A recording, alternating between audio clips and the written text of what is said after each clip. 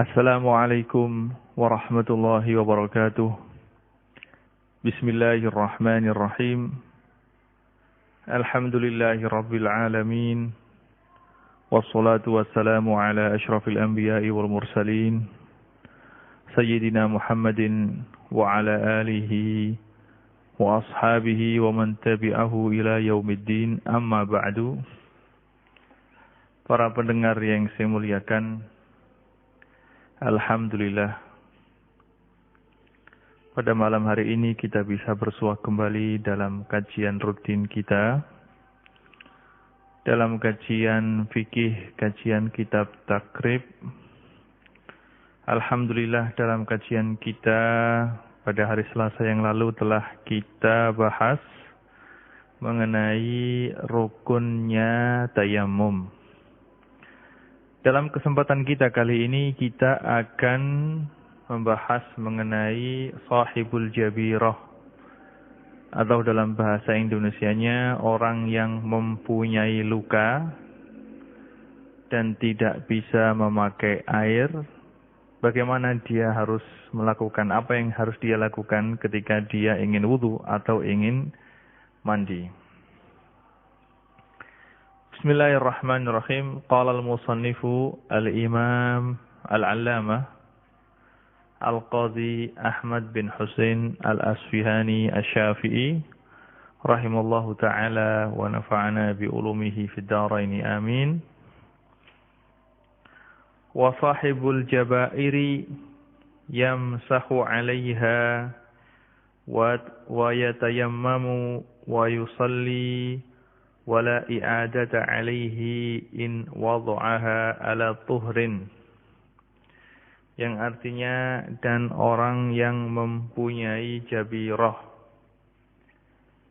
yang mempunyai perban atau mempunyai jib, yamsahu 'alaiha, maka orang tersebut diwajibkan untuk mengusap jabirah atau perban yang dia miliki ketika wudu.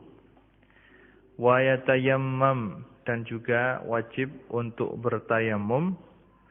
Wa yusalli, kemudian mengerjakan salat. Wala i'adata 'alaihi, dan tidak wajib untuk mengulangi salat yang telah dia lakukan. In wada'aha ala tuhrin, jika dia meletakkan perban atau jabirah tadi dalam keadaan suci, telah mempunyai wudu. Ini adalah ringkas arti daripada matan Abi Suja yang menjadi kajian kita kali ini. Selengkapnya untuk masalah ini bisa kita perinci sebagaimana berikut. Jika seperti yang telah kita pelajari dan telah kita terangkan dalam kajian kita yang lalu, bahwasanya jika seseorang mempunyai sakit, jika seseorang dalam keadaan sakit dan dokter melarang dia untuk memakai air, maka dia boleh untuk bertayammum sebagai ganti daripada wudu atau sebagai ganti daripada mandi. Dan disyaratkan seperti yang kita bahas dalam kajian kita yang lalu, bahwasanya hendaknya dokter yang telah mengasihi kita atau yang telah melarang kita hal itu adalah dokter yang bisa dipercaya, yang thiqah, yang baligh dan berakal, serta dokternya adalah dokter muslim. Kalau tidak ada dokter, maka dia bisa mengambil keputusan tersebut kalau memang dia sendiri bisa atau mempunyai pengalaman atau mempunyai tajribah, mempunyai pengalaman atau mempunyai ilmu kedokteran, maka dia bisa berpegang pada ilmu yang dia milikinya atau pengalaman yang telah dia peroleh. Sekarang jika seseorang mempunyai penyakit atau mempunyai luka di tangannya atau di bagian wudhu yang lain, di muka atau di telapak kaki, mempunyai luka yang sangat parah, dokter mengatakan bahwasanya luka ini tidak boleh terkena air. Jika luka ini terkena air, maka lukanya akan tambah lama sembuhnya. Atau jika kalau pakai air, maka berakibat nanti kalau sembuh, luka yang ada di tangannya atau ada yang di mukanya akan menyebabkan gosong.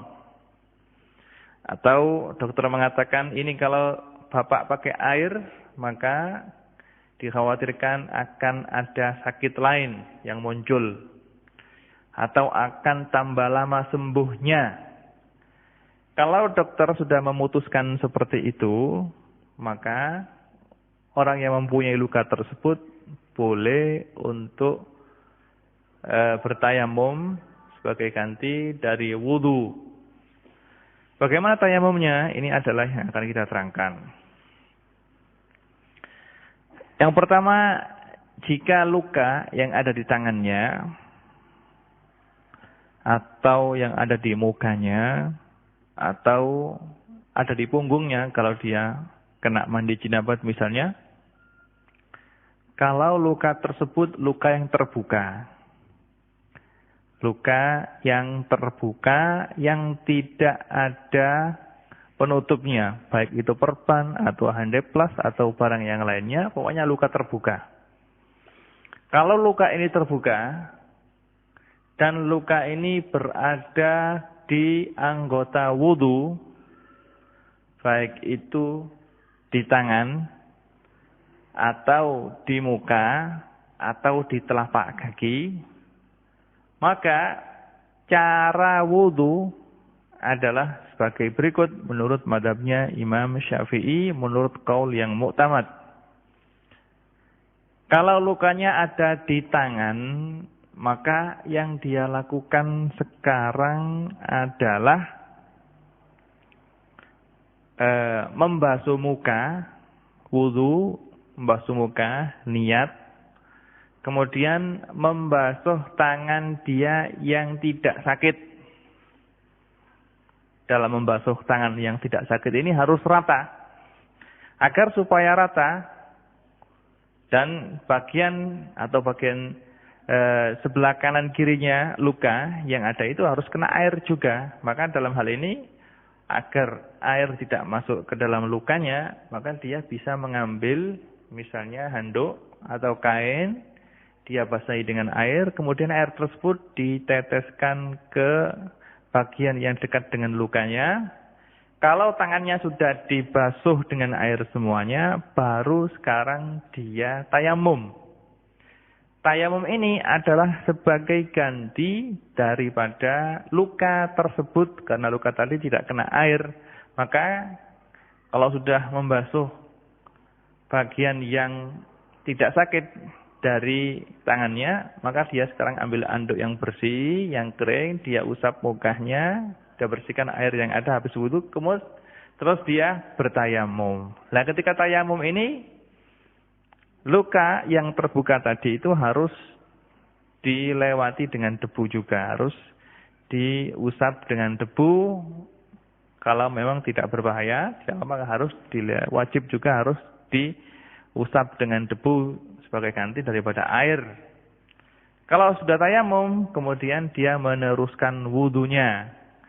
Tadi dia sudah membasuh mukanya, terus sudah membasuh tangannya yang terluka tadi, dan sudah sudah mengusap lukanya. Kemudian sekarang yang dia lakukan adalah meneruskan wudunya. Berarti dia harus mengusap kepala.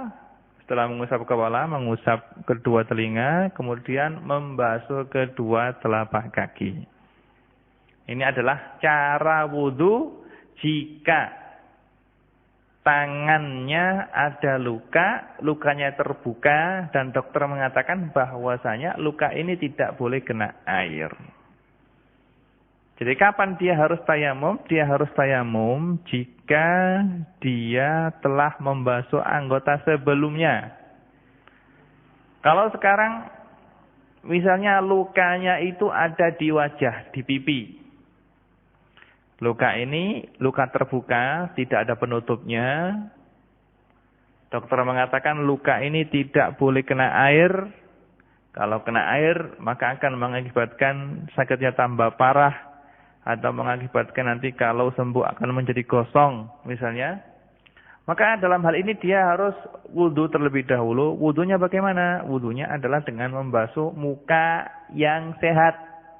Caranya agar air tidak kena luka tadi, dia harus mengambil handuk, dibasahi dengan air, terus bagian muka yang tidak sakit itu diusap dengan air yang ada di handuk itu. Kemudian setelah itu baru dia tayamum sebagai ganti daripada luka yang ada di wajah tadi. Dan ketika tayamum ini, luka tadi itu, yang terbuka tadi itu harus diusap juga ketika tayamum. Wajib untuk diusap. Setelah tayamum dengan mengusap wajah dan kedua tangan, baru dia sekarang meneruskan wudunya dengan membasuh kedua tangan, kemudian mengusap kepala dengan air, mengusap kedua telinga, kemudian dia membasuh kedua telapak kaki sampai kedua mata kaki. Ini kalau lukanya berada di muka. Kalau misalnya lukanya itu berada di dua tempat di anggota wudu, misalnya pipinya terluka, juga telapak kakinya terluka, maka dalam hal ini harus tayamum 2 kali. Caranya bagaimana? Caranya adalah dengan membasuh muka yang sehat, yang tidak ada lukanya tadi, kemudian dengan handuk juga yang dibasahi dengan air, kemudian dia bertayamum. Setelah bertayamum baru dia mengusap tayamum dengan sempurna. Kemudian dia meneruskan wudunya dengan mengusap kepala dengan air, kemudian mengusap kedua telinga dengan air, kemudian dia membasuh kakinya yang tidak sakit, bagian kaki yang tidak sakit, yang tidak ada lukanya wajib dibasuh dengan air. Kemudian untuk luka yang ada di kaki, dia wajib untuk tayamum sebagai ganti daripada luka yang tidak kena air. Ini adalah cara untuk tayamum dan wudu jika orang mempunyai luka yang mana lukanya itu tidak bisa terkena air. Kalau orang tersebut misalnya punya luka di bagian tubuhnya, terus dia kena jinabat misalnya, baik luka itu di anggota wudu atau tidak di anggota wudu, misalnya lukanya itu berada di punggung, dan luka ini kata dokter tidak boleh kena air. Maka caranya bagaimana kalau dia ingin mandi jinabat? Caranya adalah dia tayamum terlebih dahulu sebagai ganti daripada luka yang ada di punggungnya. Kemudian setelah itu dia mandi, membasuh sekujur badannya. Dan untuk bagian punggung yang dekat dengan luka itu, ya kita mengambil handuk seperti yang saya katakan tadi, yang sudah dibasahi dengan air, kemudian kita usap bagian anggota bagian punggung yang tidak ada lukanya dengan hati-hati, jangan sampai airnya terkena luka tersebut. Ini adalah kalau dia mempunyai luka di punggung misalnya dan dia ingin mandi untuk kena jinabat. Jadi kalau intinya kalau dia mempunyai luka di bagian dan ingin wudu dan lukanya ini di anggota wudu, maka untuk kapan dia tayamum? Dia tayamum ketika waktu membasuh bagian yang terluka tadi. Maka dia misalnya kalau lukanya di tangan, maka dia tidak boleh tayamum terlebih dahulu kecuali sesudah membasuh muka dan membasuh muka, ya. Untuk bagian tangannya boleh dia tayamum terlebih dahulu atau nanti setelah tayamum dia membasuhnya dengan air atau membasuh tangan yang sehat dengan air, kemudian tayamum itu juga diperbolehkan. Ini adalah cara tayamum bagi orang yang mempunyai luka menurut mazhabnya Imam Syafi'i. Baik. Itu tadi kalau lukanya luka terbuka. Lukanya luka terbuka tidak ada penutupnya. Jika luka tersebut ada penutupnya, dalam hal ini dalam istilah fikih dikatakan sahibul jabirah, Jika luka tersebut ada penutupnya, misalnya orang yang habis kecelakaan, terus tangannya patah, terus dikasih gip misalnya, diperban misalnya, maka dalam hal ini bagaimana cara dia berwudu? Nah, cara dia berwudu adalah seperti yang saya jelaskan tadi. Kalau tangannya itu ada perbannya, maka cara wudunya adalah dia harus wudu terlebih dahulu membasuh muka. Setelah membasuh muka, ketika mau membasuh tangan yang terluka, dia boleh tayamum terlebih dahulu, kemudian meneruskan wudunya dengan membasuh bagian yang sembuh dari tangannya. Dan ketika membasuh bagian yang sembuh dari tangannya, dia harus, kalau memang di sana ada perbannya di tangannya itu, dia harus mengusap perban tersebut dengan air sedikit saja, jangan banyak-banyak. Jadi perbannya tersebut diusap dengan air, kemudian dia meneruskan wudunya dengan mengusap sebagian kepala, kemudian mengusap kedua telinga, kemudian membasuh kedua telapak kaki. Itu kalau ada perbannya. Jadi kalau ada perbannya, maka ketika wudu itu dia harus mengusap perban tadi dengan air. Kalau lukanya terbuka, maka dia harus mengusap luka tersebut ketika tayamum. Kalau memang luka tersebut ada di tangan atau di wajah. Gitu. Misalnya kalau punggungnya itu ada perbannya, ada luka di punggungnya, ada perbannya, maka ketika dia membasuh sekujur badannya dengan air, maka dia wajib untuk mengusap perban tadi dengan air dengan hati-hati, jangan sampai tembus ke lukanya. Kemudian setelah itu dia bisa tayamum, atau dia tayamum terlebih dahulu kemudian membasuh badannya dengan air juga diperbolehkan. Ini adalah cara mandi atau cara tayamum menurut mazhabnya Imam Syafi'i. Harus mengumpulkan antara tayamum dan wudu atau tayamum dengan al-ghuslu, dan ini adalah wajib menurut qaul yang mu'tamad. Nah. Wala i'adata alaihi in wada'aha ala tuhrin. Ya. Imam Abi Suja mengatakan, sekarang apakah dia wajib untuk mengulangi sholat yang telah dia lakukan? Ini kalau memang orang tersebut lukanya luka terbuka, maka dia tidak wajib untuk mengulangi sholatnya kalau sudah melakukan tayamum dan wudu seperti yang saya terangkan tadi. Kalau memang lukanya terbuka, tidak ada penutupnya. Tapi kalau lukanya itu ada penutupnya seperti perban dan yang lainnya, maka di sini ada sedikit perincian, Kalau perban yang intinya, kalau memang perban itu adalah tidak begitu dibutuhkan, maksud saya kalau memang luka yang ada di badannya itu bisa kena air, maka wajib kena air ya. Ala kulli halin bagaimanapun juga, kalau dia punya luka dan dokter mengatakan luka ini kena air tidak apa-apa, maka dia wajib untuk mencopot perban yang ada di lukanya tersebut. Tapi kalau dokter mengatakan tidak boleh kena air, maka ya otomatis perban tersebut harus dibiarkan, tidak boleh diambil kalau diambil akan mengakibatkan berbahaya, misalnya kalau mengakibatkan sakit lebih parah, atau kalau mengakibatkan kematian misalnya, atau mengakibatkan parah sakitnya atau sembuhnya tambah lama, maka tidak boleh untuk diambil. Kalau misalnya perban tadi besar daripada perban tadi itu sebesar luka, kalau perban tadi sebesar luka, maka tidak wajib untuk mengqadha'i salat. Tidak wajib untuk mengqadha' salat.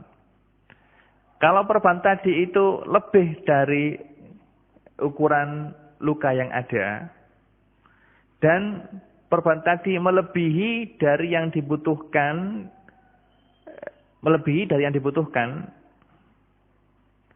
jadi perbannya itu semestinya cukup misalnya sedikit saja, tapi diperban semuanya tangannya, maka orang tersebut harus mengulangi sholatnya kalau sembuh.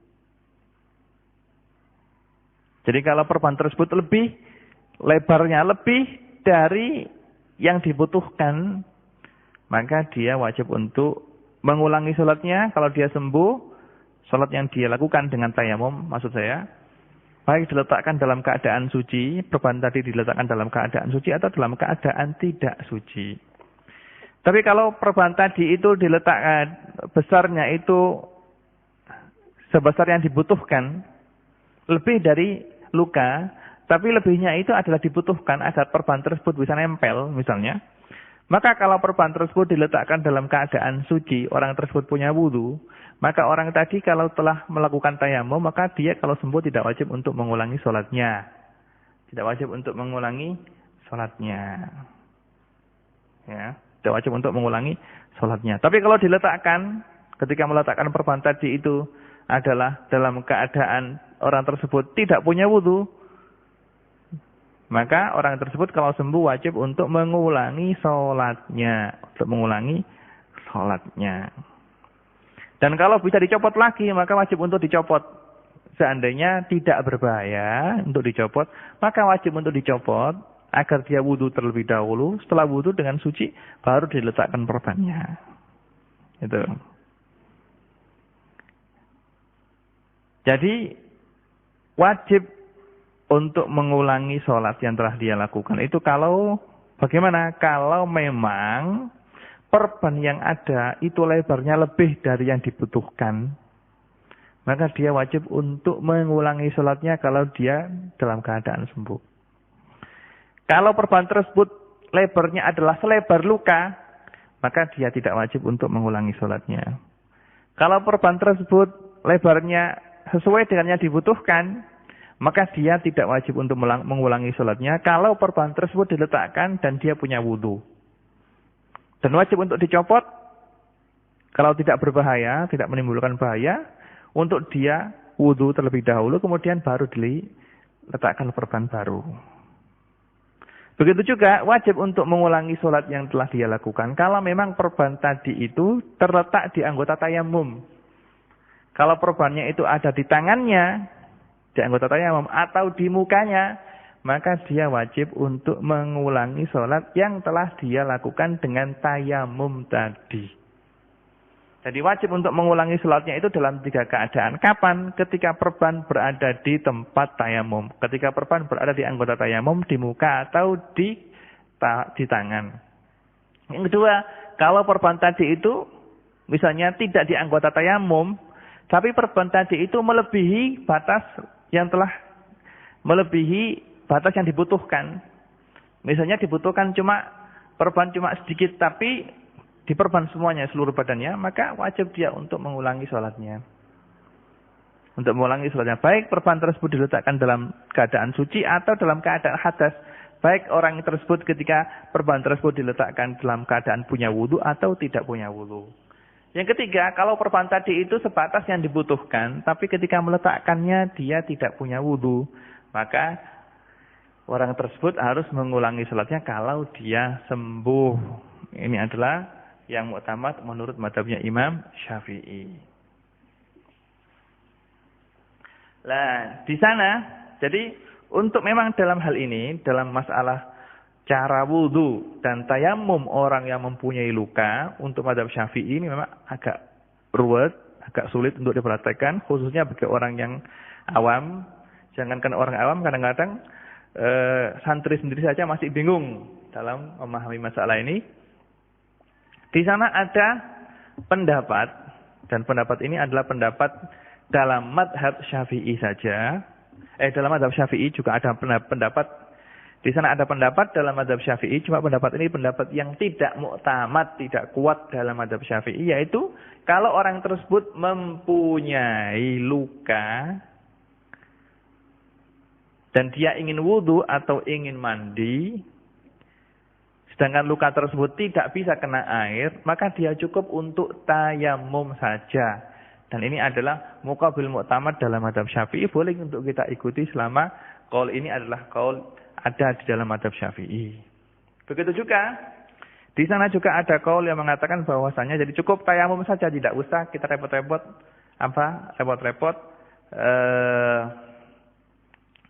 tidak usah kita repot-repot untuk wudu bersama dengan tayamum. Itu ada kaul di mazhab Syafi'i yang memperbolehkan tayamum saja. Juga di sana ada kaul di dalam mazhab Syafi'i juga yang mengatakan bahwasanya kalau meskipun perban itu berada di anggota tayamum, yaitu tangan dan wajah, maka tidak usah mengqadha salat. Dan ini juga pendapat muqabil mu'tamad dalam mazhab Syafi'i. Tapi pendapat ini adalah dikuatkan oleh Imam Nawawi, dan Imam Nawawi menukilnya dari jumhur juga. Kalau kita tengok mazhab lain,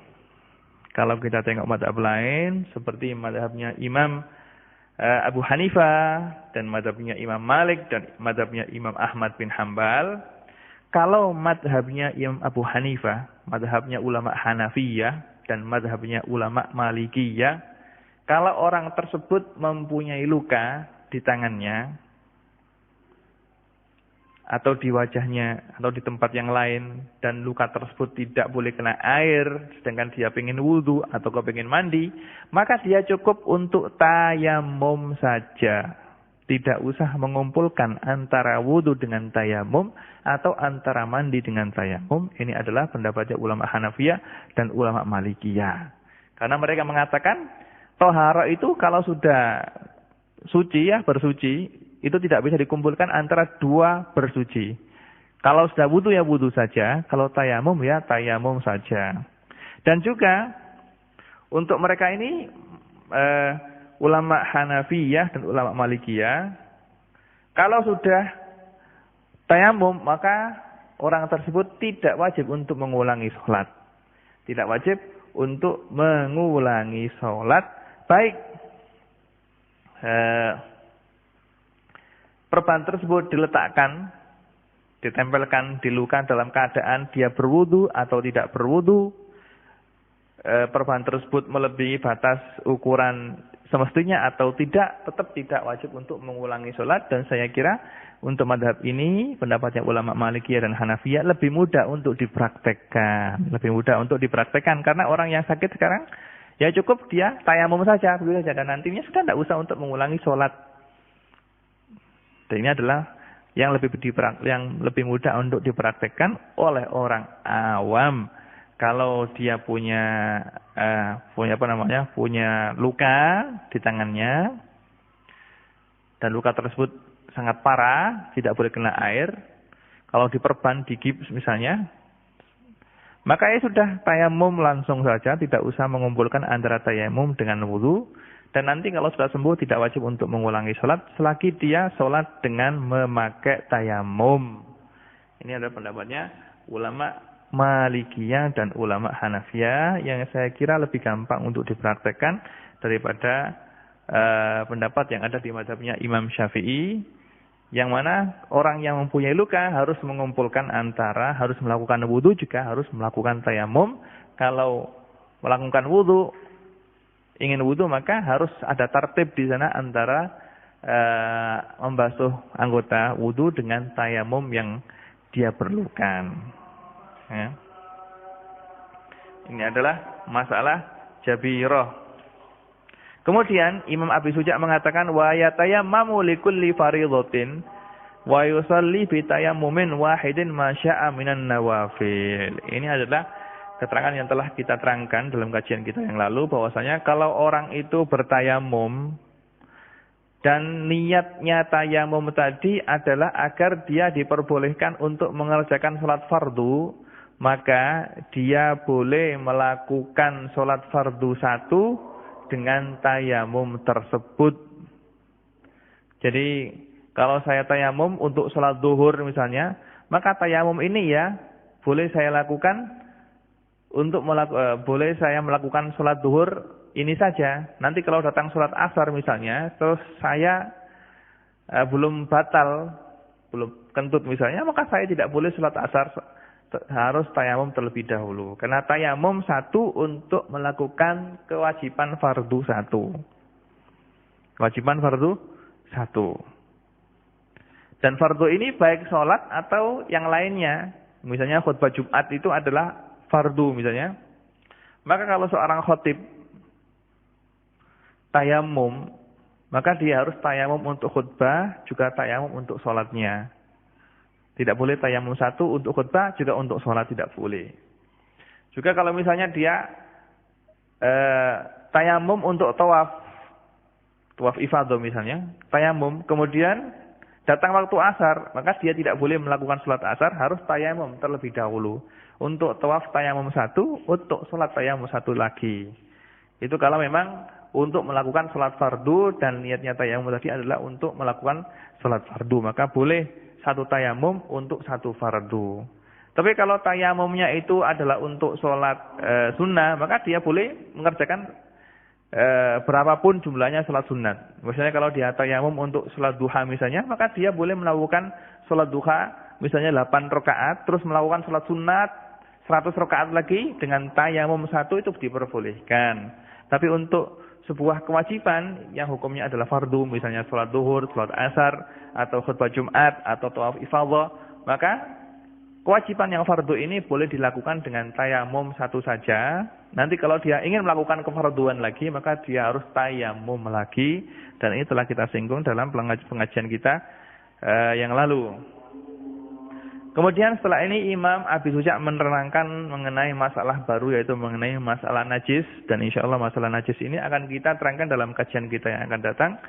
Mudah-mudahan apa yang telah kita kaji pada malam hari ini bisa kita fahami dan bisa kita praktekkan, dan mudah-mudahan dijadikan oleh Allah Subhanahu wa taala sebagai ilmu yang bermanfaat. Nasallallahu subhanahu wa taala ayarzuqana al-ilma wal amal wa yarzuqana husnal khatimah wa ja'ala ilmana hujjatan lana la hujjatan alaina wa sallallahu ala sayyidina Muhammadin wa ala alihi wa sahbihi wasallam. Subhana rabbika rabbil izzati amma yasifun wa salamun alal mursalin walhamdulillahi rabbil alamin. Wassalamu alaikum warahmatullahi wabarakatuh.